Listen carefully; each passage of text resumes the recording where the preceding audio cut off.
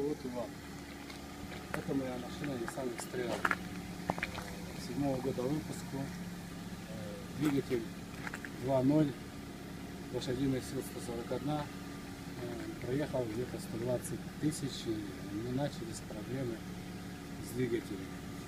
Отремонтировал на 4-м Красногорском проезде. Сейчас уже 150 тысяч, работает нормально. Рекомендуем всем ремонт машин на 4-м Красногорском.